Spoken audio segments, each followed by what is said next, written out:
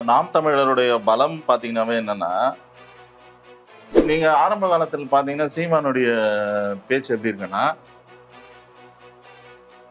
இப்ப விஜய் கட்சி தொடங்குறாரு. விஜய் கட்சி தொடங்கி நான் வந்து முதல்வரா உக்காரணும்ன்ற ஒரு இதுல இருக்காரு. மேபி கூட்டணிக்கும் போலாம். ஒரு பொலிட்டிக்கல் பார்ட்டி வந்து ஃபர்ஸ்ட் சர்வே ஆகிற வரைக்கும் அவன் வந்து எல்லாத்தையும் தூக்கி போட்டுடலாம். அதுதானே நீயும் சொல்ற. சுயமரியாதைனா என்னது? அவன் அந்த தேர்தல் அறிக்கையில குத்துணும்னா எங்க அப்பா வீட்டுல இருந்து இவ்வளவு குத்தாங்கன்ட்டு அவங்க தேர்தல் பத்திரத்துல எனக்கு ஒரு 50 லட்சம் ரூபாய் 1 கோடி ரூபாய் சொத்து இருக்கு, எங்க அப்பா எனக்கு 4 வீடு வச்சிருக்காரு, அந்த தேர்தல் பத்திரத்துல காமிச்சா யாருமே கொஸ்டின் பண்ண போறது இல்லைல்ல. விஜய்க்கும் சீமானுக்குமான வாக்கு எண்ணிக்கையில வந்து ஒரு கட்சி தலைவன் வந்து ஒரு தொகுதியில் நிற்கிறான்னா மேக்சிமம் அவர் ஒண்டியாவது ஜெயிக்கணும் பாப்பார்ல. விஜயகாந்த் நின்றாரு, இந்த ஜெயிச்சாரா? அப்ப அவருக்கான ஒரு இது இருக்குல்ல. 2016 இருந்து இது வரைக்கும் வந்துச்சு. டெபாசிட் கூட எடுக்கல சார் ஒரு தலைவர். புலம்பெயர்ந்த தமிழர்களுக்காக விடுதலை நீத்து போகாம பார்த்ததுதான் சீமானோட வேலை. அந்த விடுதலை நீத்து போயிடுச்சுன்னா பிஜேபி, திமுக, அதிமுக எல்லாரையும் அனுசரிச்சு யார் எவ்வளவு கொடுக்குறாங்களோ வாங்கி வச்சுக்கின்னு யாருக்கு எங்க வேலை செய்யணுமோ அந்த வேலை செஞ்சுன்னு மக்களை வந்து கோமாளியா தந்திரமா வார்த்தை ஜாலத்துல ஏதோ ஒண்ணு பண்ணின்னு. அரண்சை நண்பர்களுக்கு வணக்கம்.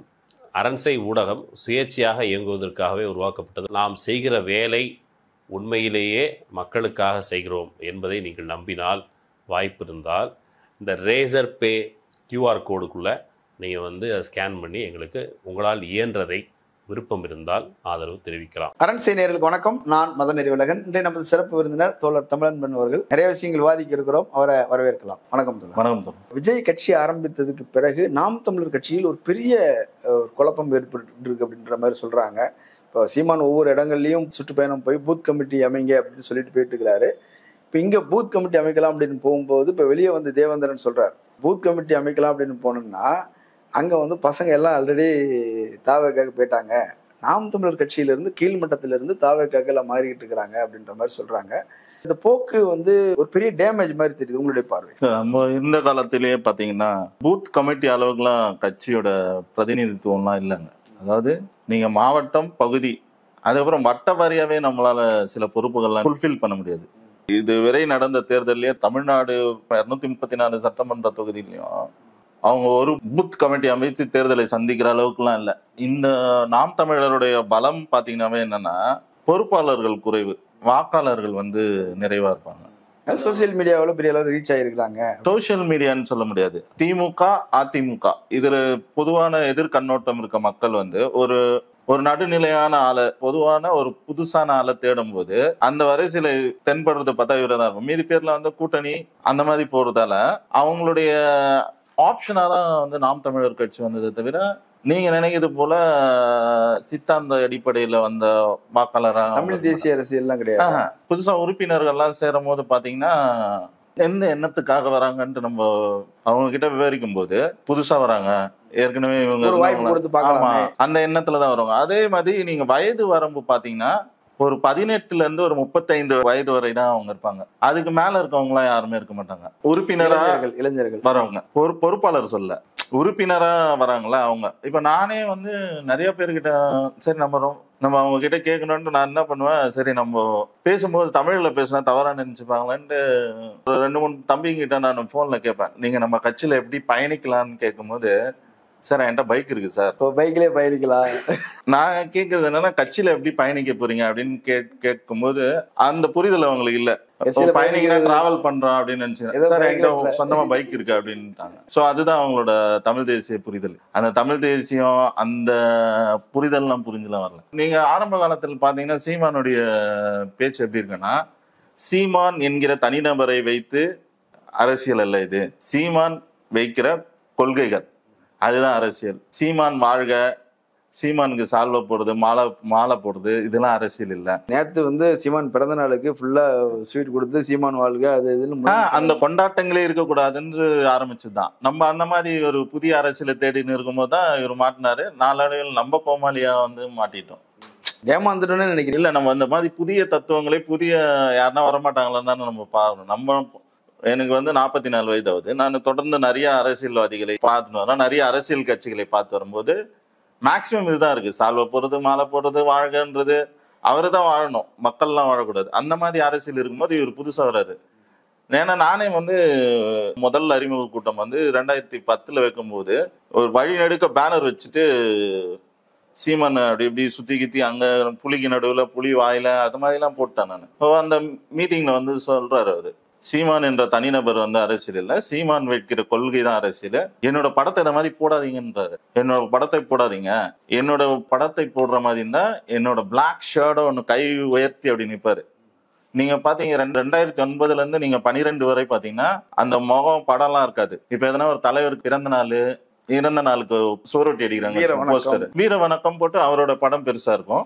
அதுக்கப்புறம் பாத்தீங்கன்னா இவருக்கு இந்த வலது பக்கம் ஓரமா கை நோங்கி ஒரு ஸ்டில் இருக்கும். இது வந்து கட்சியோட இது.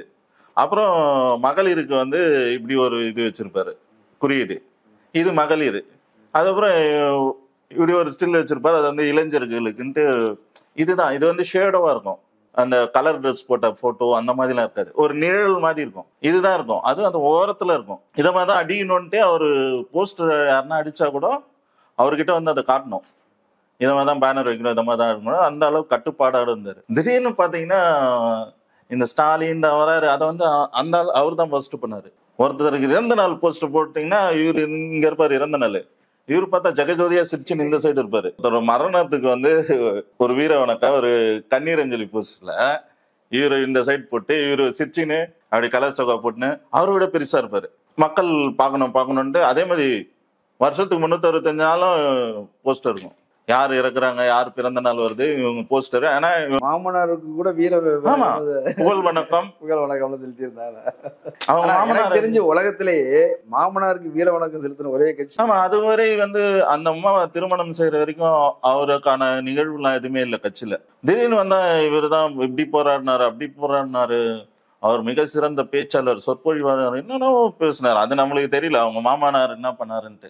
ஏடிஎம் கீழ இருந்தாரு, சபாநாயகரா இருந்தாரு, அமைச்சரா இருந்தாரு, நிறைய சம்பாதிச்சாரு. ஈழத்துக்கு எதிராக தீர்மானத்தை கொண்டு வந்தது அதே அவங்களே சொல்றாங்க. அது எனக்கு ஒண்ணுமே புரியல. உங்களுக்கு எப்படிங்க மாசம் வாடகை வந்து பொண்டாட்டினா பிச்சை எடுத்தாங்க, அவங்க அப்பா வந்து முன்னாடி சபாநாயகரா இருந்தாரு, கொள்ளச்சாருன்னு சொல்றாங்க. இது எப்படி வெளிப்படையா சொல்லுவாங்க அவங்க? எங்க மாமனார் கொள்ளச்ச காசுலதான் சாப்பிட்டு இருக்கான்னு சொல்றாங்களே. எங்க மனைவி ஒன்றும் சாதாரண குடும்பத்துல இல்லை, அவங்க அப்பா முன்னாடி சபாநாயகர் இருந்தாரு, எத்தனை வாட்டி எம்எல்ஏ இருந்தாரு, ஏன் அவர் சம்பாதிச்சிருக்க மாட்டாரா? அவர் சம்பாதிச்ச காசுல தான் நான் வாடகை கொடுக்குறேன்னு சொல்றாங்க. மையமான பிரச்சனை கட்சி வந்து இப்போ கலகலத்து போகுது இல்லை, எல்லாரும் கலைஞ்சு வெளியே போயிட்டே இருக்கிறாங்கல்ல. இந்த போக்கு அப்படியே நீடிக்குமா அல்லது சீமான் வந்து காப்பாத்திடுவார்னு நினைக்கிறீங்களா? இவருக்கு அந்த இலக்கெல்லாம் இல்லைங்க. ஆட்சி பீடத்துல உட்காரணும். நீங்க பொதுவா பாத்தீங்கன்னா ஒரு அரசியல், இப்ப விஜய் கட்சி தொடங்குறாரு, விஜய் கட்சி தொடங்கி நான் வந்து முதல்வராக உட்காரணும்ன்ற ஒரு இதுல இருக்காரு. அதனால அவருக்கு வந்து கூட்டணிக்கு ஆளை கூப்பிடுறாரு. மேபி கூட்டணிக்கும் போலாம், அவர் எல்லாம் காம்ப்ரமைஸும் பண்றாரு வச்சுக்கோங்களேன். ஒரு பொலிட்டிக்கல் பார்ட்டி வந்து ஃபர்ஸ்ட் சர்வே ஆகிற வரைக்கும் அவன் வந்து சில காம்ப்ரமைஸ் பண்ணிட்டு அவன் உக்காந்துட்டதுக்கு அப்புறம் எல்லாத்தையும் தூக்கி போட்டுடலாம். அதுதானே நீயும் சொல்ற. நாங்கள் வந்து உக்காந்த உடனே எல்லாத்தையும் டெமாலிஷ் பண்றோம் தானே சொல்றீங்க. அப்ப நீங்க வந்து முதலிலேயே வந்து நீங்க வருவதற்கான இதுதானே பண்ணும், என்னென்ன முயற்சி பண்ணுவோம். இப்ப பாங்க, பக்காவா விஜய் இந்திய தேசியம், அதுக்கு ஒரு உருவத்தை வந்து காமராஜருக்கு கொடுத்துறாரா? திராவிட தேசியம் பெரியாரை கூட்டின்னு வந்துறாரு. தமிழ் தேசியம் யதார்த்தமா எல்லா இதுவும் சொல்லிடுறாரு. ரூட் வந்து கரெக்டா போறாரு, எல்லாமே இருக்குது. வாங்க இந்த கடைகள் வாங்கினால் நீங்கள் எந்த இதுவும் இல்லாமல் நீங்கள் ஏமாறாமல் செல்வீர்கள், எல்லா பொருளும் கிடைக்கும். ஆமா, சாதி இருக்குது, மதம் இருக்குது, பைபிள் வேணுமா, குரான் வேணுமா, பகவத்கீதை வேணுமா, எல்லாம் எது வேணாலும் இங்க கிடைக்கும், ஏமாற்றத்தோடையும் செல்ல மாட்டீர்கள்ன்ற மாதிரி ஒரு தெளிவான அரசியலா இருக்கு. புரியுதுங்களா? ஜெயிக்கணுங்கிறதுக்காகவே அது உருவாக்கப்பட்ட அந்த கான்பிடென்ட் இல்லாம உள்ள வர முடியாதுல்ல. நினைவில் வைத்து அவருக்கான பாதை வந்து அவர் சரியா கட்டமைக்கிறாரு. அவர் கட்சி அவர் கட்டமைக்கிறாரு. இப்ப உன் கட்சியில வந்து நீ என்ன வேணாலும் சொல்லலாம். ப்ரோ என்ன ப்ரோ, வாட்ஸ் ப்ரோ, ராங் ப்ரோனா அது உன் கட்சியில வேணா பண்ணா நீ ராங் ப்ரோ சொல்லலாம். எனக்கு ஆச்சரியமா இருந்தது என்னன்னா, விஜய் ரசிகரா இருக்கிறவங்க சீமானுக்கு தான் ஓட்டு போடுவாங்க, இப்படித்தான் பேசிக்கிட்டு இருந்தாங்க. போன தேர்தலில் மைக் சின்னம்லாம் வந்து விஜயே வந்து ஒரு பாட்டில் மைக் சின்னம் வச்சு இவருக்காக ரெடி பண்ணி கொடுத்தாரு. தேர்தலில் வந்து விஜய் கட்சிக்காரங்க அவங்களாம் சப்போர்ட் பண்ணாங்க. இப்படியெல்லாம் கூட நடந்தும் 8% தான் வந்திருக்குது. அப்படின்னும் போது இப்போ சித்தாந்த ரீதியாக இருக்கிறது நாம் தமிழர், அது ஒரு ரசிகர் மன்றம் தான், அப்போ கொள்கையை சார்ந்து தமிழ் உணர்வு சார்ந்து இருக்கிறவங்க நாம் தமிழருக்கு தான் வருவாங்க, சீமானுக்கு தான் வருவாங்கன்னு சொல்லிக்கிட்டு இருக்கும் போதே அப்படியே பின்னாடி இருந்து தாவேகா உருவிக்கிட்டு இருக்குது. ரொம்ப ஆக்டிவா வந்து ஆட்களை தூக்கிக்கிட்டே இருக்கிறாங்க. அதுலயும் குறிப்பாக நாம் தமிழரை இலக்கு வச்சு தூக்குறாங்க. அண்ணன் தம்பி பாசம், தம்பி தம்பின்னாரு, பார்த்தா அவரு ஃபுல்லா தம்பி தான் அண்ணனை தான் முதல்ல காலி பண்றா அப்படி பேச்சு. ஐயநாதன் போனதுல இருந்து ஒவ்வொருத்தரா போயிட்டு இருக்கிறாங்க, மொத்தமா கொத்து கொத்தா போயிட்டு இருக்கிறாங்கன்னா, நீ பேசின சித்தாந்தம் எதுவுமே எடுபடலன்னு அர்த்தம். தமிழ் தேசியம் என்பது என்ன? ஒரு தேசம், ஒரு மொழி கொண்ட ஒரு கட்டமைப்பு உள்ள ஒரு இறையாண்மை கொண்ட அரசு உருவாகுது. அதை எப்படி உருவாக்குவீங்க? அதாவது சுற்றுச்சூழல் அது இதுன்னு பேசுறாரு. தமிழ் தேசியம் என்பது என்ன? ஒரு விடுதலை அரசியல். ஒரு விடுதலை அரசியல்னா நீ இந்தியா என்கிற அமைப்பில இருந்து விடுதலை ஆவதுதான், அதான் விடுதலை. ஒரு சுயாட்சி சிந்தனையோட நீ வைக்கணும். அதுக்கு சில ஆப்ஷன்லாம் இருக்குன்னா அந்த ஆப்ஷனை சட்ட ரீதியாக பொருந்துற மாதிரி வைக்கணும். இப்போ நீ உறுப்பிட படிவத்திலேயே என்ன வச்சுக்கிறேன்னா, இந்திய அரசியல் சட்டத்திற்கு 18 வயது பூர்த்தியானவர்கள் இணையலாம் தான். அங்கேயே இந்தியா வந்துருச்சு. அப்போ நீ இந்திய இறையாண்மையை காக்கிறதுக்கு தான் பண்ணுமே தவிர தமிழ் நாட்டோட இறையாண்மையை காக்கிறதுக்கு பண்ணனா தனித்தமிழ்நாடுன்ற கோரிக்கை தான். அவர் சொல்லுவார்ல, நல்லா ஆத்தா அப்பனுக்கு பிறந்தவன் அப்படின்ட்டு. அந்த மாதிரி இருந்தா இந்த தேர்தல் நேரத்துல நீ அதை பேசணும். உறுதியான நிலைப்பாடு தனித்தமிழ்நாடுன்ட்டு பேசுறதுக்கு ஒரு தைரியம் தான். அவர் இதுவரைக்கும் பேசினதே இல்லையே. தமிழ் தேசியம் என்பதற்கான கூறு என்ன ஆகுது இதுல? அவர் என்ன சொல்றாரு, இங்க உள்ள வளங்களை காப்பது, வந்து இயற்கை வளங்களை காப்பது, ஆற்று மணலை காப்பது, பாறைகளை காப்பாது, சுற்றுச்சூழலை எல்லாத்தையும் அதுங்களே காத்துக்கும் சார். பாறை எடுத்துட்டா பாறை இல்லைங்களா, நீர் இல்லையா, கடல் இல்லையா, எல்லாத்தையும் எடுத்துட்டாங்களா? அது நீ வந்ததுக்கு அப்புறம் என்ன வேணாலும் பண்ணிக்கோ. வருவதற்கு முன்னாடி ஒரு மக்களை குழப்பாத விதத்துல இப்ப விஜய்க்கு ஒரு தெளிவான அரசியல் இருக்குல்ல, மக்களிடம் நம்ம போனோம்னா இதெல்லாம் மக்களிடம் நம்ம போகும்போது இந்த காம்ப்ரமைஸ் எல்லாம் இல்லாம போக முடியாது. பெரியாரின் அனைத்து கொள்கையிலும் நாங்க உடன்படுறோம், அவருடைய கடவுள் மறுப்பு வண்டி நாங்க எடுத்துக்கல அப்படின்ட்டாரு. அப்ப என்ன பண்றாரு, தெளிவா வைக்கிறாரு. இப்ப நாங்க வந்து இறை நம்பிக்கையில நாங்க வந்து இறையுறு செய்ய மாட்டோம் அப்படின்றாரு. நீங்க சாமி கும்பிடுறதும் உங்க இருப்போம், இதுக்கும் என்னோட அரசியலுக்கும் சம்பந்தம் இல்லை, நான் எல்லாருக்கும் பொதுவாக இருப்பேன் அப்படின்னு சொல்றாரு. ஆனா நீ என்ன சொல்ற, தமிழ்ன்ட்டு பேசுற. அப்ப பிறமொழி பேசுறவர்களை வந்து நீங்க எந்த எடை கொண்டு பாக்குறீங்க? இப்ப நான் தமிழன் சொல்றேன் சார், நான் தமிழன்னா தமிழ் பேசுறது வந்து என்னோட அடையாளமா இருக்கக்கூடாது. பிழை இல்லாம எழுதணும், பிழை இல்லாம படிக்கணும். இப்ப இங்க இருக்க தெலுங்கு பேசக்கூடிய மக்கள், கன்னடம் பேசக்கூடிய மக்கள், மலையாளம் பேசக்கூடிய மக்கள் இங்க வாழ்றாங்கல்ல, இவங்களை போயிட்டு நீங்க ஒரு மலையாள பேப்பர் படிக்க சொல்லுங்க, இல்ல மலையாளத்துல ஒரு லெட்டர் எழுதி தர சொல்லுங்க, விடுமுறை கடிதம். அவனுக்கு தெரியாத, எழுதவே படிக்கவே தெரியாது. அப்ப நீ எப்படி அவனை வந்து நீ சொல்ல? நான் ஒரு நண்பர் ஒருத்தர் பார்த்தேன், முட்டை கடை வச்சிருக்கிறாங்க. அவருடைய கம்ப்ளைண்ட் என்னன்னா, என் பையனுக்கு வந்து ஃபுல்லாவே வந்து மலையாளம் தெரியறது இல்ல, வீட்டுல எங்களோட மலையாளம் பேசுறதும் இல்ல, எனக்கு வருத்தமா இருக்குது. அவன் ஃபுல்லா தமிழ் இலக்கியம் அது இதுன்னு படிச்சுக்கிட்டு அவன் அப்படி இந்த இலக்கிய கூட்டங்களுக்கு போறது வர்றதுன்னு இருக்கிறான். இப்ப ஏன் கலாச்சாரத்தை நான் காப்பாத்தணும்னு நினைக்கிறேன், அடுத்த தலைமுறை வந்து இப்படி போகுதுன்னு ஒரு இங்க செட்டிலான ஒரு மலையாளி என்று சொல்லி. சுயமரியாதைன்னா என்னது?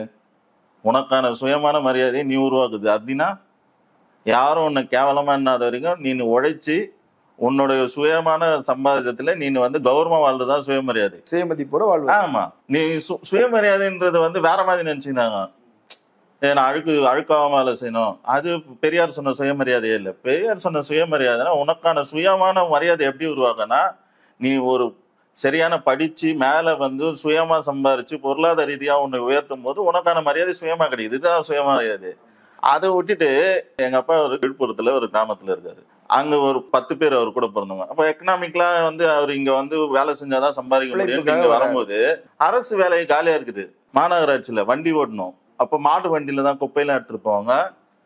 சென்னையை சுத்தம் பண்ற பணிகள்லாம் வந்து நிறைய வேக்கன்சி இருக்கு. எங்க அப்பா வண்டி இல்ல, அந்த பீரியட்ல கிராமங்களிலிருந்து நகரத்தை நோக்கி படையெடுத்தாங்கல்ல, அப்ப இந்த மக்கள் எல்லாம் நேரம் சென்னையில நாரி இருக்குமே. அப்ப அந்த மக்களுக்கு நீ என்ன சொல்லுவ? அவனுக்கு இடஒதுக்கீடு கொடுக்க கூடாதுன்ற இல்ல, அப்படி சொன்னா இங்க வந்து தேவேந்திர குல வேளாளர்கள் பறையர்கள் நம்ம சப்போர்ட் பண்ணுவாங்கன்னு நினைக்கிறாரு.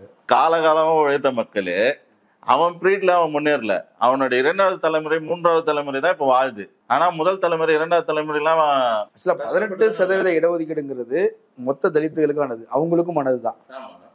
அதுல வந்து அவங்களுக்கு போதிய பிரதிநிதித்துவம் கிடைக்கல. எப்படி வந்து இடஒதுக்கீடு இல்லாம இருக்கும்போது யாருக்குமே வந்து இடம் கிடைக்கலையோ அது போல இப்ப இவங்களுக்கு இந்த இடஒதுக்கீடுல எங்களுக்கு போதிய பிரதிநிதித்துவம் கிடைக்கல, சிறப்பு இடஒதுக்கீடு வேணும்னு கேட்ட பிறகு 3 வந்த பிறகுதான் அவங்க ஓரளவு உள்ள வராங்க. ஸோ அது அவங்களுடைய இடம். அது அவங்க என்னன்னா எங்களுக்கு அந்த பார் பண்ணி கொடுத்துட்டீங்கன்னா உத்தரவாதம் ஆயிடுதுன்னு கேட்டு வாங்கியிருக்கிறாங்க. அது யாருடைய இடத்தையும் அவங்க பிடுங்கல. அவங்களுக்கு இருக்கிற பிரதிநிதித்துவத்திலே அவங்களோட தனி ஒதுக்கீடா கேக்குறாங்க. அதுல ஒண்ணும் இல்லையே. 70 வருஷங்கிற 60 வருஷமா அந்த இடஒதுக்கீடை பிறர் பயன்படுத்திட்டாங்க. தலித்துகள்ல வந்து பிற சமூகத்தினருக்கு தான் அது கிடைச்சது. இப்போதான் அவங்களுக்கு உரிய இடத்த அவங்க பெறுறாங்க. அதான் சார், இங்க நிறைய குழப்பங்கள் இருக்குது. அது வந்து ஒவ்வொருத்தரா ஒன்னொன்னா குழப்பி இதுதான் தமிழ் தேசியம், இதுதான் திராவிட தேசியம்ன்ட்டு மக்களை குழப்புறாங்க. இப்போ சுப்பராயலுன்னு ஒருத்தர் இருந்தாரு, அடிமை இந்தியாவின் முதல் முதல்வர். அவர் எது வரைக்கும் இருந்தாரு? விசாகப்பட்டினம் வரைக்கும் இருந்தாரு. ஒரிசா பார்டர் வரைக்கும் இருந்தாரு. இங்க இருந்த சுப்பராயல அங்க இருக்க மக்கள் ஏன் எடுத்துனாங்க? அப்ப கேள்வி கேட்கல அந்த மக்கள், உனக்கு எனக்கு என்னடா சம்பந்தம், நீ எப்படி என்னோட மாகாணத்துக்கு முதல்வரா இருப்பேன்ட்டு. காமராஜரே எடுத்துக்கிட்டாங்கல்ல. 54 காமராஜர் தானே விசாகப்பட்டினத்துக்கு முதலமைச்சர். அப்ப அந்த மக்கள் அந்த கேள்வி எல்லாம் இல்ல. முதல் இதுலயே சொல்றேன், சுதந்திர இந்தியாவிலேயே அதான் நடந்துச்சு. அடிமை இந்தியாவில அதான் இருந்தது, சுதந்திர இந்தியாவில இருந்தது. சோ அதே கட்டமைப்பு உருவாயிருந்தா என்ன பண்ணிருப்பீங்க? மொழி வாரியான மாநிலங்கள் பிரிக்கப்படலைன்னா சென்னை மாகாணமா தானே இருந்திருக்கும். தட்சிண பிரதேச அல்லது தென்னிந்தியா அல்லது வந்து திராவிட நாடு ஏதோ மொழி வாரியான மாநிலம் கேட்கல வச்சுக்கோங்களேன். அப்ப என்ன ஆயிருக்கும்? அப்ப நீங்க இந்த திராவிடம் இதுதானே பேசிருப்பீங்க. அப்ப அந்த தனி தமிழ் இதெல்லாம் வச்சிருப்பீங்களா? இல்ல இன்னொன்னே பாருங்களேன், ஆந்திராவில தெலுங்கானாவில ஆந்திராவில ஒரே மொழி தான் பேசுறான். அவனே தனித்தனியா இருக்கிறான். அவனே ஒன்னா இருக்க முடியல இல்லையா? ஏன்னா எங்களுடைய கல்ச்சர் வேற, உங்களுடைய கல்ச்சர் வேற. நாங்க ஹைதராபாத் நிஜாமோட இருந்தவங்க, நீங்க வந்து மதராஸ் மாகாணத்தோட இருந்தவங்க, பழக்க வழக்கங்கள் வேற, மொழி வேற அப்படின்னு அவனே ஒண்ணு சேர முடியும். ஒரு மொழியே இணைச்சிடாது. ஹிந்தி பேசக்கூடிய மாநிலங்களே தனித்தனியா இருக்குது. அதுதாங்க. இப்போ நான் வந்து இப்ப கோயம்புத்தூர் போன வச்சுங்க, என்னையா தமிழ் பேசுறேன்மா, என்ன தமிழ் இவ்வளவு கேவலமா பேசுறேன், அவங்க ரொம்ப மரியாதையா பேசுவாங்க. இது மதுரை போனா என்ன தமிழ் பேசுறீங்க நீங்க நம்மள கேட்பாங்க. இங்க நம்ம பேசுற மொழி ஒரே மொழி, அதுலயே ப்ரொனன்சியேஷனு இதெல்லாம். இப்ப இதை சரி செய்யறதுக்கு பார்க்கணுமா? இந்த மாதிரி மொழி பேசுறாரு இவரு. இவன் பையன் வந்து தமிழ் வழி கல்வி படிக்கிறாரு. அவரு இங்கிலீஷ் மீடியத்துல படிக்கிறாரு. தமிழ்லயே பேசக்கூடாது சார். பேசினா ஃபைன் போட்டுருவாங்க சார் அந்த பள்ளிக்கூடத்துல. ஊருக்கு தான் உபதேசமா? அவர் வீட்டுக்கு பக்கத்துல தமிழ் வழி கல்வி இல்லைங்கிறதுனால அவர் இங்கிலீஷ் மீடியத்துல. அது இல்ல சார், இவர் பணக்காரு. இவர் 2 தனி டீச்சர் வச்சு கூட தமிழ் கத்து கொடுப்பாரு. நாங்க எங்க போவோம்? அவர் என்ன தமிழ் தேசியம் என்பதை என்ன வைக்கிறாரு? இப்ப விஜய் கிட்ட போயிட்டு அவர் சண்டை போற அளவுக்கு என்ன ஆகுது? விஜய் கட்சி ஆரம்பித்தது பிறகு நாம் தமிழர்ல இருந்து நிறைய பேர் விஜய் கட்சிக்கு போறாங்கன்னும் போது இவருக்கு ஒரு பயம் வருது. இப்ப கட்சியை காப்பாத்திக்கணும் அப்படின்னு சொன்னா நம்ம சித்தாந்த ரீதியா அடிச்சாதான் வந்து அவரை காலி பண்ண முடியும்னு சித்தாந்த ரீதியா அடிக்கிறாரு. அது காப்பாத்துமா காப்பாத்தாதான்னு தான் நான் கேட்கறேன். இல்ல, சித்தாந்த ரீதியா பேசுறதா கூட உங்ககிட்ட இருக்க தனித்துவத்தை தான் பேசணுமே தவிர, அவரு தெளிவா வந்துட்டார்ல, அவரை போயிட்டு நீ சண்டைக்கு வலிக்கிற? அவர் ஒன்னு ஒரு மனுஷனா கூட பாக்கல. திராவிடங்கிறது செல்லிங் ப்ராடக்ட் அப்படின்றத அவர் புரிஞ்சுக்கிட்டாரு. ஆமா, நீதான் எல்லாருமே தெளிவா இருக்கும். திராவிடம் என்பதை தவிர்த்து இங்க அரசியல் பண்ண முடியாதுன்னு தெரிஞ்சிருக்கேன். விஜயகாந்த் அப்படிதான் வந்தாரு. ஆமா, யாரெல்லாம் திராவிடம் வந்தாங்களோ அவங்க எல்லாம் நின்ட்டாங்க. அதுக்கு எதிராக வந்தாங்க யாருமே வளரவே இல்லை. ஆமா, இப்ப இந்த இவர் ஒண்டி தான் தமிழ் தேசியத்தை கூட்டின்னு வர்றாரா? இந்த தமிழ் தேசிய அரசியல்ன்றது சீமான் தான் புதுசா எடுத்துன்னு பண்றாரா? எப்படி அது? ஏன்னா அவர் தான் பாப்புலர் ஆக்கினாருன்னு மணியரசன் சொல்றாரு. சார், பாப்புலர் ஆக்கினார்னா அந்த டைம்ல மீடியாலாம் இல்ல சார். திராவிட கட்சியில இருக்கிறவங்க பேசி இப்ப இவங்க பேசுற மாதிரி எல்லாம் பேசல. அவங்கலாம் வந்து தத்துவார்த்த சித்தாந்த ரீதியாக பேசிதான் வளர்த்தாங்க. உலக வரலாறு எல்லாம் எடுத்து சொல்லி உணர்வு ஊட்டி சேர சோழ பாண்டியர் கதையில இருந்து பிரெஞ்சு புரட்சி, ரஷ்ய புரட்சி கதைகள்லாம் பேசி திருமண கூட்டங்கள் போட்டு விளக்கு வச்சு பிடிச்சுக்கிட்டுலாம் பேசி அதுவும் பாருங்க, சில இடங்கள் மைக் இல்லாம வெறும் வாயில தான் பேசணும். எதுவுமே அந்த அவ்வளவு சத்தமா பேசி ரொம்ப நடந்துலாம் போயிருக்காங்க, சைக்கிள்ல போயிருக்காங்க, மாட்டு வண்டியில போயிருக்காங்க. ஏன்னா போக்குவரத்து இல்ல, வசதியானவர்கள் தான் கார் வச்சிருப்பாங்க. இப்போ அப்படி இல்ல. நீனு ஒரு பெரிய பொதுக்கூட்டம் கூட போட வேணாம், நீ வீட்டுல உட்காந்து ஒரு எக்ஸ் வலைத்தளத்திலயோ இல்ல எதுலயோ ஒண்ணுல நீங்க என்ன சொல்லணும்னு நினைக்கிறது வந்து மக்களிடம் பாருங்க. நீ அவ்வளவு கலாச்சினே இருந்தா அந்த விஜயை போட்டு, அவன் சிம்பிளா நீ எல்லாம் ஒண்ணுமே இல்லன்ட்டு உனக்கு ஹாப்பி பர்த்டே டியூ சீமான்னு சொல்லிட்டார. அவனை பொருள்படுத்தவே இல்லை. முன்ன ஒரு ஆளாவே பார்க்கல. அவன் தான் டிக்ளேர் பண்றான் என்னோட எதிரி வந்து திமுக. ஏன்னா அசுரபலத்தில் இருக்கக்கூடிய அவரு தெளிவா இருக்காருல்ல, என்னோட எதிரின்றவர் வந்து என்னுடைய பலமா இருக்கணும்ன்றாரு. முன்னெல்லாம் அதனாலதான் சொல்ல ஊக்க கிட்ட எல்லாம் பேச வேண்டிய வேலை இல்லைன்ற அவன் எனக்கு கூட்டணி வரணும்னு அவசியம் இல்லை, அவன் கட்சிக்காரனே இப்ப வந்துருவான். ட்விஸ்ட் இல்லையா? விஜய் கட்சி ஆரம்பிக்கும் போது 2 பேரும் சேர்ந்து நிற்பாங்க, அண்ணன் தம்பி ஒற்றுமையா இருப்பாங்க, இப்படிலாம் பேசிட்டு இருந்தது. நாம் தமிழர் கட்சியை மொத்தமா வாரி சுருட்டிக்கிட்டு இவர் என்ன சார் சொல்லியிருக்கலாம், விஜய்ன்றவர் வந்து ஒரு பெரிய பட்டாளத்தை வந்து வச்சிருக்காரு வச்சுக்கோங்க. அது வந்து நாளைக்கு ஓட்டா மாறுதா அதெல்லாம் தேவையற்ற விஷயம். அது ரெண்டாவது தேர்தல் ஆமா, பார்க்க அது போறோம். தேர்தல் வரும்போது 2026ல மக்கள் பார்க்க போறாங்க.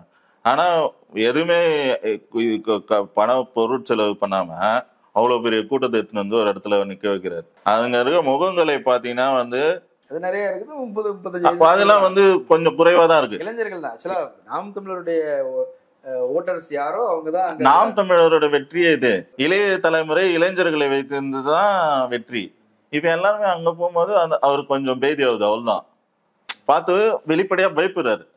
அதுக்காக என்னென்ன கதையோ சொல்றாரு. இந்த ஓலா கதை நிறைய கதையெல்லாம் சொல்றாருல, அந்த கதையில வந்து இப்போ நான் தான் தம்பியை கட்சி ஆரம்பிக்க சொன்னேன், நாங்க 2 பேரும் ஈஸியா நான் தான் கத்து கொடுத்தேன், ஆமா பண்ணிட்டு போயிட்டாங்க, நான் தான் இதெல்லாம் கூடாதுன்னு களஞ்சியம் சொல்றாருங்க. 15 முறை வந்து சந்திச்சா அப்படி அவங்க சீமான் வீட்டுக்கே வருவாரு. 15 முறை பேசினாங்க. ஒன்னா கார் டிரைவ் போனாங்க. விஜய் கார் ஓட்டினாரு, அண்ணன் உட்கார்ந்து இருந்தாரு, அப்படி பேசிக்கிட்டு போனாங்க.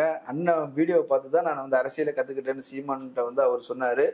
அப்ப இவ்வளவு தூரம் நல்லா இருக்கிறவர் தமிழ் தேசிய அரசியல் வருவாருன்னு பார்த்தா துரோகம் பண்ணிட்டாரு. இது நட்புக்கு செய்த துரோகம்லாம் சொல்றாரு. களஞ்சியம் யாருன்னு கேக்குறேன் ஃபர்ஸ்ட் நானு. களஞ்சியம் தமிழர்ல இருக்கிறாரு, ஒரு வேட்பாளர் நாம் தமிழர்ல இருக்காரா இல்லையா சார்?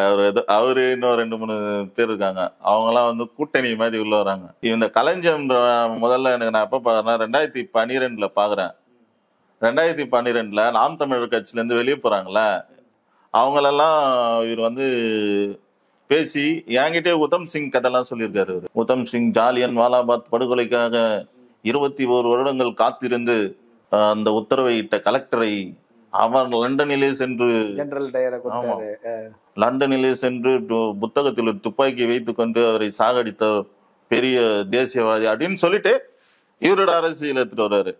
இங்கு வந்து தமிழ் தேசியம் தான் நமக்கு தேவை, அதற்காக சீமான் பிடிக்கலாம், நம்ம ஒரு கட்டமைப்பு உருவாக்கணும், இந்த மாதிரி என்கிட்டே பேசியிருக்காரு. அவரு நம்ம கொஞ்சம் வெறுப்புல இருக்கோம்னு தெரிஞ்சு அவரு இந்த மாதிரி எல்லாம் பேச ஆரம்பிச்சாரு. அவருக்கு என்ன இருக்கு? அவருக்கு இப்போ யாரு டிக்ளேர் பண்ணும் சார்? விஜய் வந்து சொல்லணும், ஆமா அண்ணன் தான் என்ன அரசியல் எதிர்த்துன்னு வந்தார் கைப்பிச்சு, உனக்கு ஒரு பட வாய்ப்பு கூட தரல, 2 கதை போய் சொல்லிட்டேன் அந்த ஆளுகிட்ட. பகலவன்ட்டு ஒரு கதை, பெரு நெருப்பும் பெருங்கோவமோ பேரன்பும் பெருங்கோவமோன்ட்டு ஒரு படம், 2 கதை சொல்லியும் உனக்கு மதிக்க கூட இல்லை. இதே நீ ஒரு 2013-14 வாக்குல அவர் பிறந்த ஒரு பூ வச்சு நின்று இருப்பாரு லைன்ல சீமான் விஜய் வாழ்த்து சொல்றதுக்கு. ஆமா, கதை வாய்ப்புக்காக போராடி இருந்தார் சார். நான் தரையில பேசுறத என் தம்பி திரையில பேசுறான் சார். இப்ப அவர் என்ன கதை வேணாலும் சொல்லாது சார், அதுல பாதிக்கப்பட்டவங்க சொல்லலாம். அவன் இவன் வாய் திறந்து கூட எதுவுமே பேசலீங்க. அந்த கலாச்சாரம் அப்படி இல்ல, அது சரியா, அது தம்பின்னு அன்பு செலுத்திய அண்ணனை மேடையில வச்சே வந்து கலாய்க்கிற அப்படி இந்த மாதிரி. சார் நீங்க எல்லாரையும் தம்பினுவீங்க, எல்லாரையும் அப்பானுவீங்க, எல்லாரையும் தாத்தானுவீங்க, எல்லாரையும் மாமானுவீங்க, உங்களை யாருமே சொல்ல மாட்டாங்களே. நீ இவ்வளவு கலாச்சாரம் உனக்கு சிம்பிளா சொல்லிட்டு போயிட்டான் பாருங்க, சகோதரர் சீமானுக்கு பிறந்த நாள் வாழ்த்துக்கள்ட்டு. சீமானுக்கு பிறந்த நாள்லாம் எப்படி சார் கொண்டாடுறாரு? நீங்க ஒண்ணுமே புரியல சார். செலிப்ரேஷனா இருக்குது. அந்த கொண்டாட்டங்கள்லாம் கூடாதுன்னு தான் சார் சொன்னாங்க. கட்சி தொடங்கியதற்கு காரணமே தான், இந்த அரசியல்லாம் இருக்கக்கூடாது, இந்த கீழ்த்தனமான அரசியல்லாம் இருக்கக்கூடாது, நீ கல்யாண நாள் கொண்டாடுறது.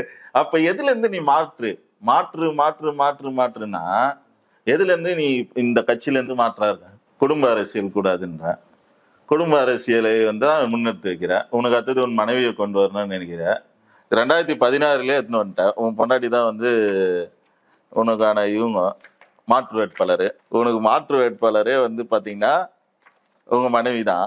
அவங்கள எப்படி எடுத்துன்னு வந்தா? அதுவே ஒரு இது தானே. இதுல மாற்று வேட்பாளர் 2016 கயல்வி சீமான் தான் வந்து மாற்று வேட்பாளர். அப்போ இதுல என்ன இருக்கு உங்களுக்கு? அது என்ன அரசியல்? மச்சான கட்சியில எடுத்துன்னு வந்தீங்க, அது என்ன அரசியல்? 2 லட்சத்துக்கு மேல காசு இல்ல. அவங்க தேர்தல் அறிக்கையிலையும் அவங்க தேர்தல் பத்திரத்திலயும் வந்து 2-3 லட்சம் மேல எதுவுமே இல்லை கணக்கு காட்டல. அப்ப திடீர்னு 2016 இருந்து இதுக்குள்ள இவ்வளவு பெரிய காசு உங்களுக்கு எங்க இருந்து இருந்தது? நீங்களே மாட்டிக்கிறீங்களா? இல்ல, அவங்களுக்கு 50 லட்சம் ரூபாய் மாசம் வருமானம் வருது அப்படின்னு சொல்றாங்களே.